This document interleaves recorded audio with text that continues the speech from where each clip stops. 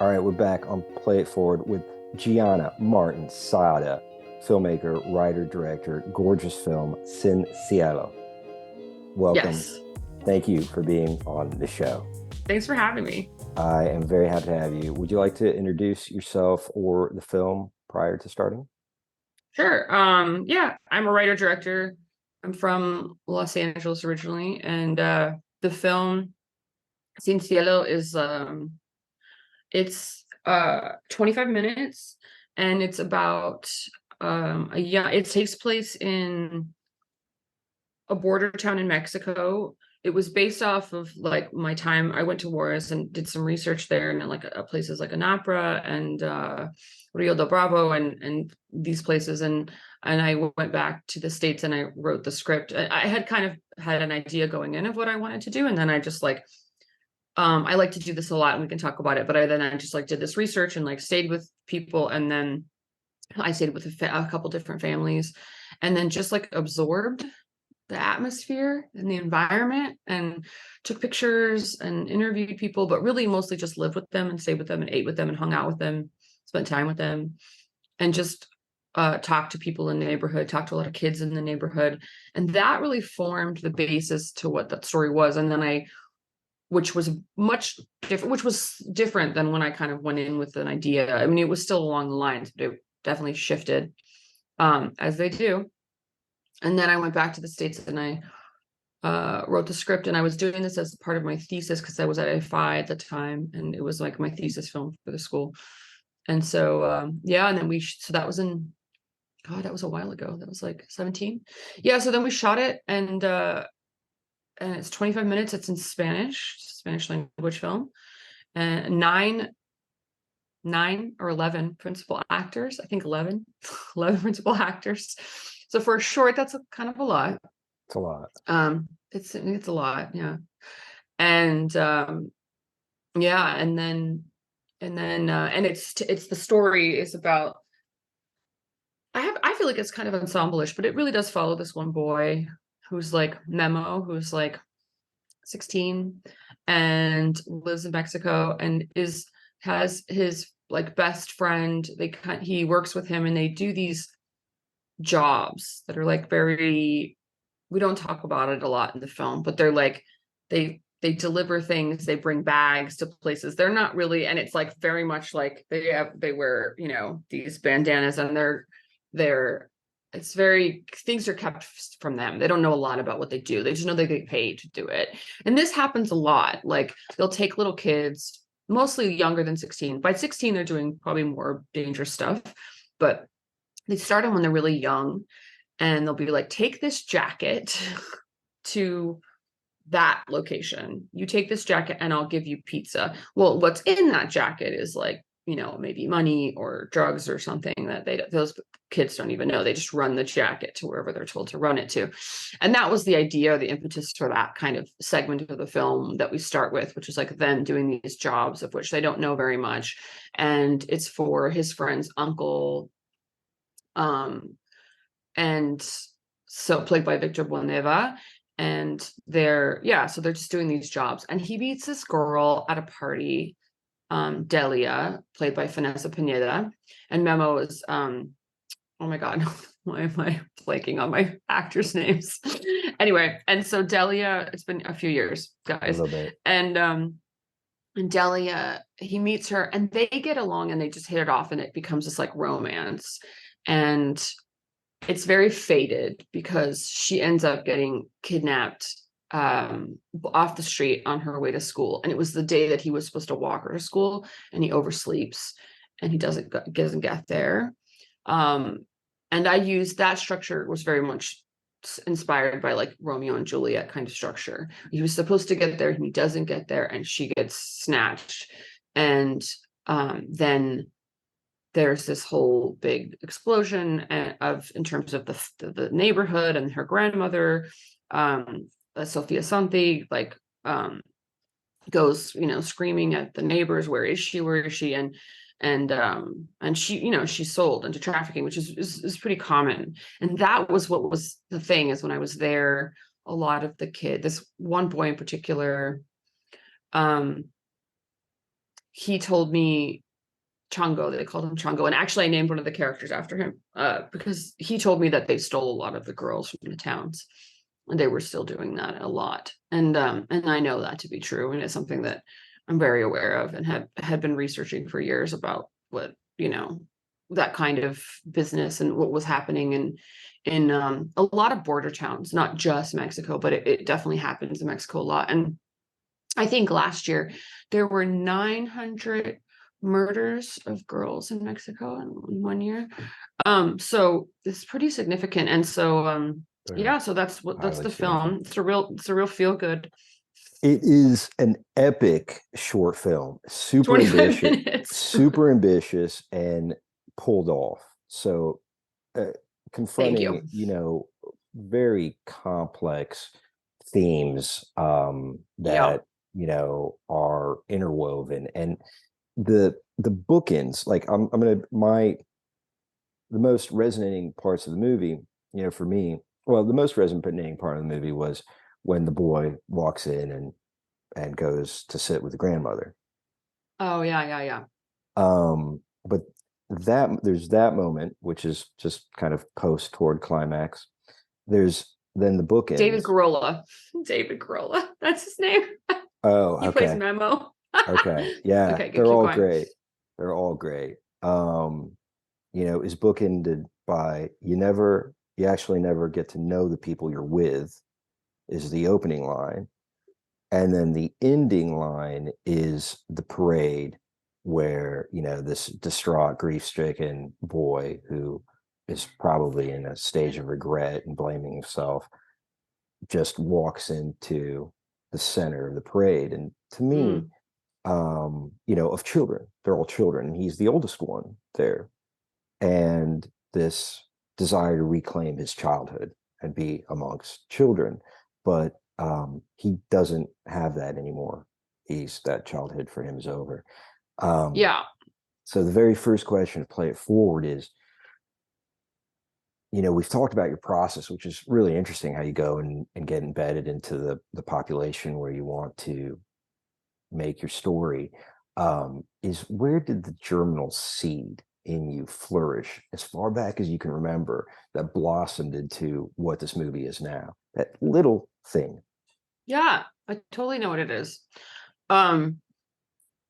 So the first germinal seed was started I went to Columbia for undergrad, and I studied writing, but I think I was taking a Spanish class.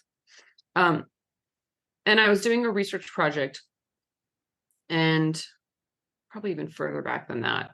But let's just say that's like one of the first moments I remember. But I probably started a little bit further back than that. One of my friends, someone I know, is a journalist, and they cover like a lot of war areas, and they've been all over the world. They covered the Colombian drug wars. They covered the human rights things that were happening in Sierra Leone and West Africa.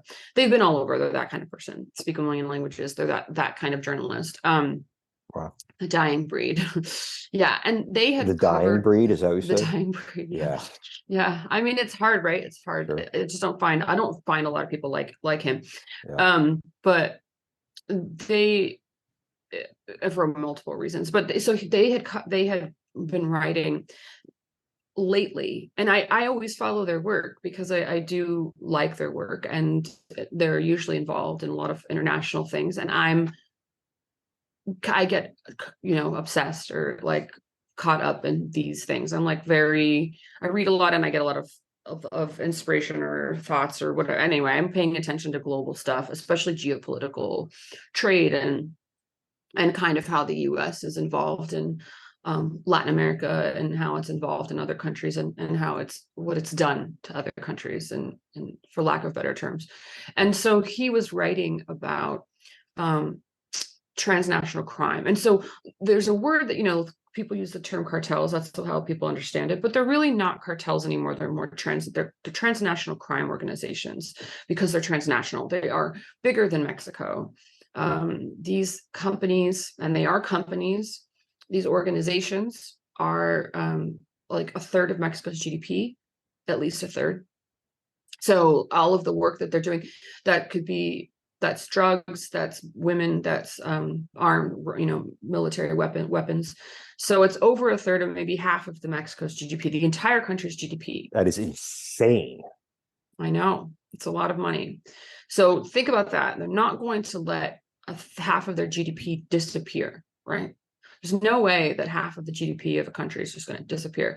Not with Mexico's not going to have that happen, and the US is certainly not going to let that happen, because what does that do to the larger global, trade? What does that do to the larger global economics? And so this was where I kind of started getting, really involved in researching this, and was researching, was looking at his work, and he was talking about transnational crime and how that was really increasing like a lot in the last decade, especially. And this was in 2013 when I started researching this. So imagine 2013. 2013. And so I started researching it, and I was just like cataloging it. That's what I'll do. I just like catalog all these articles, and I'll catalog all these things, and I just have these like, bookmarks and articles and things and things and things and things and things, and I just read them all, and I file them away, and I'm like, okay, well, I don't know what I'm gonna do with that, but I'm interested, so I'm gonna put that over here. And then later was like, oh, what are you gonna make a movie about? And I was like, let me see. And I kind of returned to that idea, that information, and I was like, what is this movie? And I was looking at like cyclical violence, and I was noticing, transnational crime organizations, these transnational crime syndicates, they like any crime organization, they recruit young, and they get people in who are like socioeconomically unable to provide for themselves, who don't have food or running water or basic living necessities. And so they just recruit them because they need to eat, literally need to eat. Attractive alternative. It's just an alternative track, and they're like, I need to eat. And there were a lot of times that I had read, like one guy was like, well, one man who was higher up in the organization, let's say mid-level, was like, he had kids. I mean, he was making good money, and he had kids in the States, and he was like, well, I'll die early, but my kids will have a good life. And I thought that was a really interesting perspective. Like, I know that I have an expiration date, and I will not live my full term, but my kids will have a good life, and they will not have to have this life. They're going to have this other life because they're going to get educated in the US, and they'll go off and work in finance, the safer cartel. And so they'll do that. Right.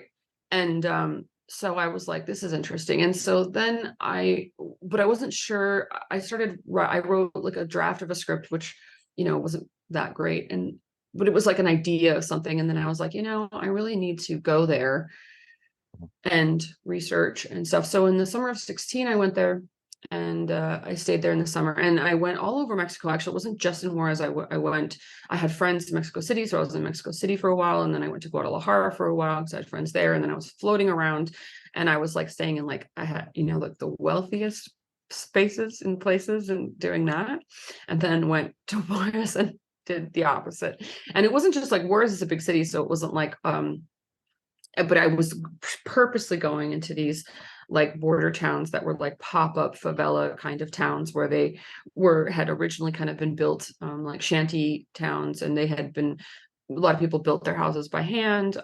They didn't always have perfect plumbing or electrical. The first house I stayed in actually was quite nice because it had a full kitchen, and it had cabinets and stuff, which was really good, which was really nice because they fed a lot of the kids in the neighborhood, and it was through help with a nonprofit that I was able to go there and stay, because it's not a place you really would just walk into. And so that reframed for me the germ of the idea. And then I talked to children, and actually that line from that move in the beginning, you don't always know who you're with, that came from a boy that I was talking to. Like that whole monologue in the beginning is literally like, I like have it recorded, audio recorded, of interview with a boy that I was talking to that lived there. That was word for word what he told me. So would love to claim myself as this great writer, but really I just stole it from a 20-year-old boy. But it just seemed, I mean, that's filmmaking, right? It just seemed apropos. I think Picasso said, good artists borrow, great artists steal. And it took me a while to understand what that meant. And I think what he meant is you make it yours. It really, you own what it is that you're doing and that technique or that style. So Yeah. I think you made it, legitimately, I mean, why yours. would I rewrite it when he says it perfectly? You know what I Right. mean? I'm like, it's Yeah. coming out of the mouth of like a 16-year-old boy in my Yeah. movie. Yeah. It's like, Yeah. well, then it's Yeah. Yeah. this 19 or 20-year-old boy has said it Yeah. for me. I don't really need to say it again. And Yeah. that Yeah. was a lot of that movie. There were things that people said that I was like, why would I redo this? Well, so this next question is gonna kind of um, reflect back on the first question, and so you've sort of described the mechanics of how you've made this movie and some of the ideas that are interesting to you and inspiring to you, and the kind of the how does the world work and where does corruption lie and where Right. does like where's the facade, because here the US is supporting this corruption is going on, where's how do I get behind the veil? And so to further kind of tie these two questions together for you particularly, it's like, now as a viewer, what message do you get from the movie Like when I watch it, when you watch it? What are the themes? What is the message of the movie to you as a viewer? well, that's a good question. Um, oof, it's kind of dark. It definitely there's definitely a loss. I mean, there's like a weight that is on these people. Like it's very hard to live your life without this reality, because this reality is embedded into the fabric of every day. And so and that was just something that I like to say, this is gonna sound crazy, but I feel like there's films, when you watch them, you finish watching them, there's like an energy that rolls off of a movie. There's like an energy that you kind of suck in off of a movie, and a movie has it. It's like a tangible thing. It's like the skin of a snake. Yep. It's what's left behind. Yeah. Yeah. And there's a feeling that I get, and I think other people get it too. That I think occurs in that movie, and it's the feeling I had when I was there in that town. And that's why I say I can't, they're so connected. I don't think that I could have had this movie the way it was unless I was there in that town, staying there, living there, being there with these people. And there's a feeling I had which was like a heaviness, and Yeah. it was Yeah. atmospheric, Yeah. and it was like I'm around children and they're playing and having all this, Yeah. we're having fun, and we would go out for walks, but you don't leave at night, or you don't walk around alone, or there's all these like Yeah. little Yeah. rules or little things that would come back and kind of snap, kind of slap you up, like Yeah. I was Yeah. staying in the second place, and this guy was like, that I was with, this dad who was desperately trying to get out of that area in that neighborhood, because he had two little girls and they were 7 and 9, and his mother told me, if we don't leave soon, I don't know how long I'll have before something happens to them. Like, that's the Yeah. reality, and I'm like, and so the dad, when we were going around, he was like, tell everyone when we would meet people, he's like, tell them you're my cousin. And I'm like, what? I can believe I'm your cousin. And he's like, just do it. And I was like, okay. So it was like you couldn't be from the outside. And there were these wake up these wake up Yeah. moments where I was like, okay. And where people were not willing to, there was this mistrust of anyone outside, but also not, there's like, a lack of trust on the inside as well. And so there was that feeling that I had when I left. I felt very helpless, and I felt very angry. I was Yeah. very Yeah. angry Sure. and frustrated, and just and I was like, and so I think that feeling exists in the film. I think there's a Yeah. feeling, and I Yeah. think Yeah. that it comes from the filmmaker. I watch Yeah. a film and I'm like, what's the feeling this filmmaker is Yeah. giving me? Exactly. And so that was the feeling that I was transmitting, because it was the feeling I had. after. Exactly. So, and I was like, everything was framed by it. Everything was constructed out of it. And I think that's the larger. I totally get that and feel that in your movie, and I would beg to say or kind of advocate or that is the inspiration for the movie as well. Whatever that feeling that you wanted explored lived in you before the movie, and now hearing you describe the movie, what's that?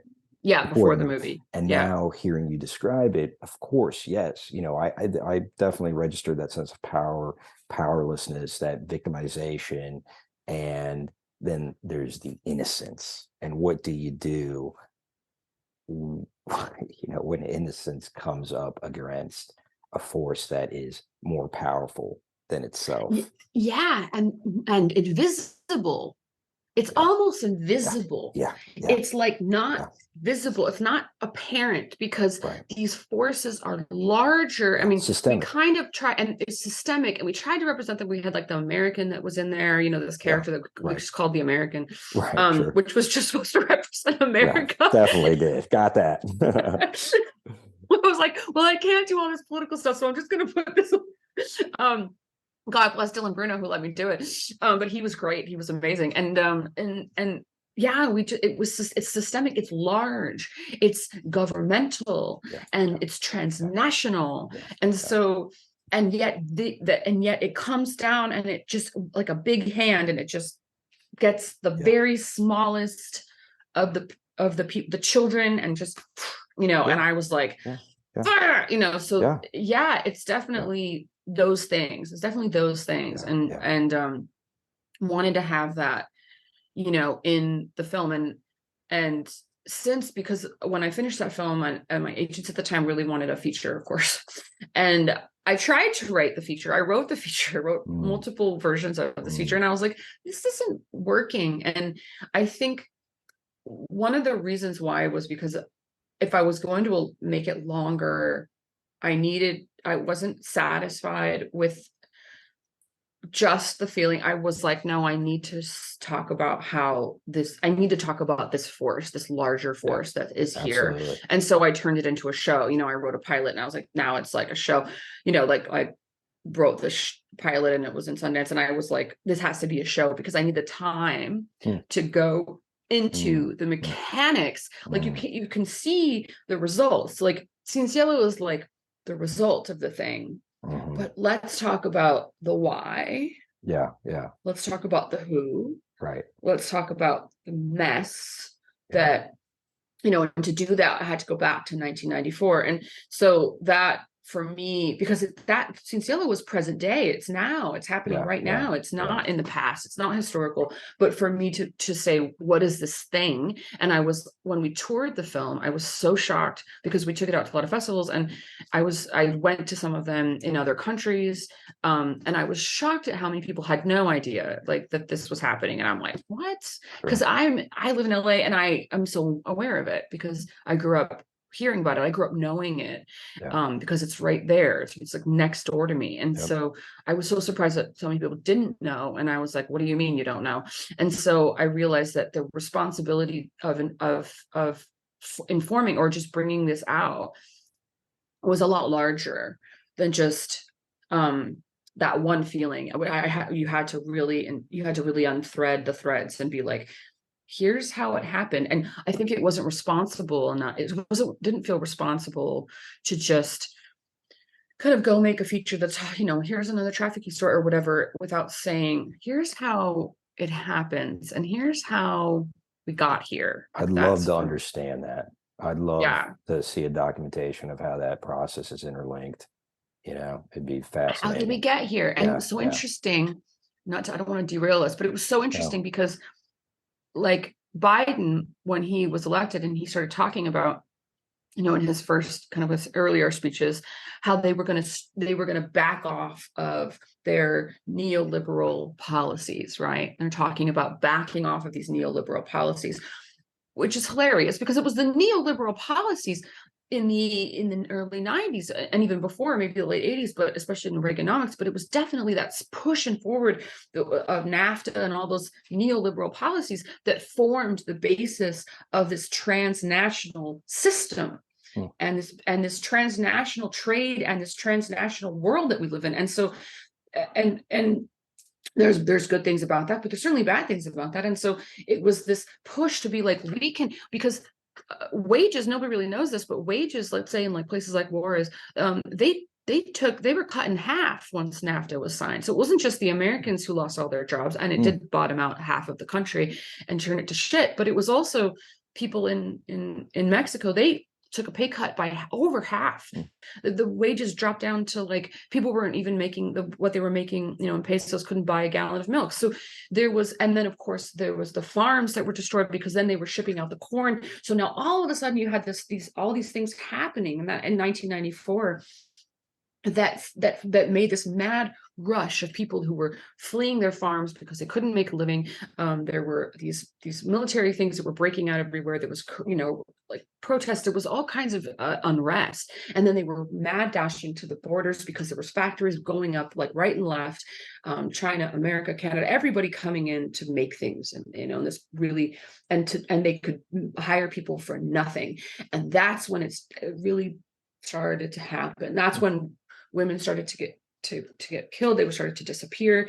And it was this industrialization under this transnational neoliberal governance. And it was, why is it neoliberal? Why is that called neoliberal? It's a policy, it's a way of government, it's a way of thinking that they term neoliberal, which is like, it's an international,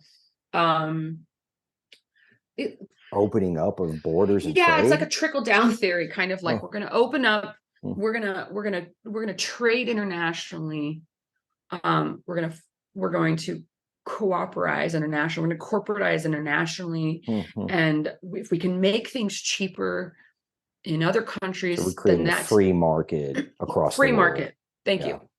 It's like Gotcha. a free market, and then that's gonna make these companies have more value. They're gonna make more money, and then their stocks are gonna go up, and that's gonna raise the value of Wall Street. I get it. But the only people who benefit from that is Wall Street, right. And stockholders, which are mostly the board. And so there's like, yes, you are going to see a small percentage of people getting super, super rich. And then you're going to see the majority of people getting more and more and poorer. And that's what happened. And that's when people talk about the 50s, people talk about the shift of America, like the working class. That's neoliberal governance. And that was America. That was what we did for a long time. That's what we wanted. And so when they're talking about scaling back from that, I'm like, oh, now you're going to talk about it? It's like, 40 years, like 50 years later, now you're going to talk about it? Because like now you have a problem. You have a really big problem that you don't know how to solve. So anyway, but fascinating. I'd love to talk to you about politics. We'd have you back on another show. And it was like, yes, but that had to feed into all of that stuff. And I couldn't put it in 25 minutes. I could only talk about the human cost. But for something like a show, you could do both, right? You need to talk about the humans, you need to talk about what you have, but you can also talk about these these other conversations happening over here. And that was something that, I felt was necessary if you're going to talk about this. But it'd be ridiculous if you get the chance to do that. That would be very cool. The last, I know, right? Very cool. The last question: since making the movie, how have you been changed as a person? That's a good question. As a person, I definitely, as a person, I mean, as a filmmaker, and then I'll go to the person. As a filmmaker, I was like, I definitely felt, I gained a lot of confidence making that movie because it was a really big production. As you said, it was like a lot. It was a lot for a short film. For me, it was like a feature in 25 minutes. I mean, it was like a lot of story and a lot of characters and a lot of actors and a lot of production and design and all of it. And, everything, the parade, all of it was just a lot. And so, conducting, like directing when you have like 100 people on set, 80 people on set, you have like 100-degree weather. And I had like a 9-shot scene and I had to cut it down to, I had time for 3. three setups. And I was like, okay, where am I going to put that camera? You know, and I knew, because I knew my story really well, and because I knew this movie really well in my head, I was like, put it there. And I could just respond so fast. Because of prep, because I prepped so well, Yeah, I bet. and I prepped so much. You know, I had prepped for months, and because we had all this prep, because we just knew the fabric of it, I knew where I had to put my camera, and I also blocked everything to camera. Everything was blocked, because if you watch the film, it's a very static camera. There's not a lot of movement, and it's a very specific decision. It just means that you have to block everything to camera. So it puts a lot of weight on me, actually, because the DP was just like, boop, Yeah, you know, more light, theatrical. and then it's all me. It's all me and my AD to do everything in the background to make it all happen so that it's playing to camera. I thought that was actually really good for me as a filmmaker, because it really put me under a very, very tough, you know, like performance crunch, where it's like, this has to work and you better make it work, Gianna. And I did. And I was like, cool, if I can do that, I can kind of do, sure, I can do it. I can do anything, you know. And there was that, I think there's that belief in yourself where you're like, oh my gosh, and you're like, oh, I make a feature, you know, a couple $1 million and not much production. No, it doesn't scare me. It doesn't bother me. It doesn't throw me off. Like, those things don't bother me at all, because I'm like, yeah, I can do it, because like, going through a process like that, you know that you can kind of handle it. So I definitely grew as a person and as a filmmaker in terms of, you know, confidence talking about story, and confidence in myself, knowing like, if I'm prepared and I know where I want that camera and I know what I want, and I can cut my, you know, I can, if I'm put in under a really tight circumstance, I can do it. And I've shot stuff before, after that. And, you know, I had a film that I was going to come out. It's a short, and, you know, we had to do like 20 freaking 5 setups a day on a single camera. It was a lot. But it was like, boom, boom, boom. I think it kind of is a muscle. And once you feel that confidence and momentum, and, you know, you're like, I've done this. And I think it's good for you to do that, something challenging, because you're not afraid. I mean, you still get, like, every time you go to shoot, you're like, oh God, you know, you like hardly sleep the night before. But Right. yeah, you know, I don't get a lot of sleep the night before, really, but the first day, and then I'm like exhausted after that, the first day, and the rest of the time I sleep fine. But yeah, I mean, but you just feel better about it. You just feel more prepared. You feel more confident, because you're like, it's gonna be fine. You You can know, do it. it's Yep. like, you know, like, what's gonna be like, I had like all these children in costumes and 100-degree weather, people were melting, and we did it. So this is fine. This is gonna be no problem. So I think that was a growth, for sure. For sure. I think growing as I think going through like the festival circuit, and just and sticking with the film for a really long time was a really big change. Like, I learned a lot. Learned a lot. We were up, we had pushed, we did an Oscar campaign. I learned a lot. I learned a lot about that. Mm. I was like, oh, I didn't know. It's very political, and I had no clue in it going in. And people Mm. talk about it, but you don't know what that means I'd until love to hear you, about that sometime. oh, yeah, it's so Uh, political.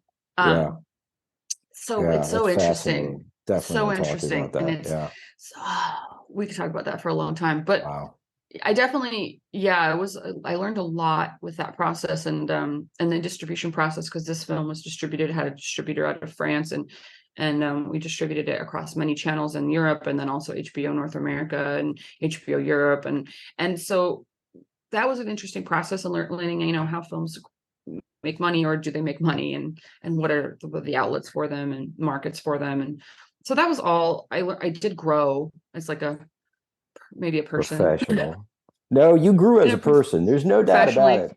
Because I watched your movie, and in the time that I watched it, and what I'm left with, and the reminder of that boy who is potentially responsible for the loss of that girl, and sitting down next to that grandmother, and that grandmother reciprocating, right? Yeah. That, you know, is what stays with you Yeah, I definitely after. think that, like, I think despite it all, that people respond to love no matter what. And I think that's something that, like, even in that darkest, really dark moments, that like they're still having some semblance or beacon of love is really important. And I know that for me as a person, that's like what I respond to, and what I think, what I'm, what I believe in. It's like one of my fundamental beliefs is that everything and everyone responds to love. And so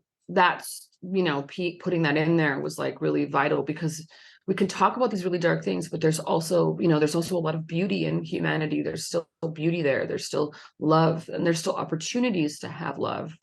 And that, right, when we explore the theme of power and powerlessness in your movie, right, and we look at the guns, and we look at the money, and we look at the trafficking, and we look at the, who's in charge and the hierarchy and the status, but then you have that grandmother who finds the power to forgive inside her body. That's power. Yeah, That's you're right, real actually. power. That's true point. power. So yeah, it's a good point. Jianna Maarten Saada, it's a pleasure to have you on the show, and thank you for having me. Talk to you again. Thank you for being here. We won't talk as much about politics next time. No. Hey, I want to explore some stuff with you. I'll be in touch. Jianna, okay. Thanks again. Thank you, Kostya. Later, play it forward, people. Bye. Bye, everyone. Thanks for tuning in. Bye. Yeah.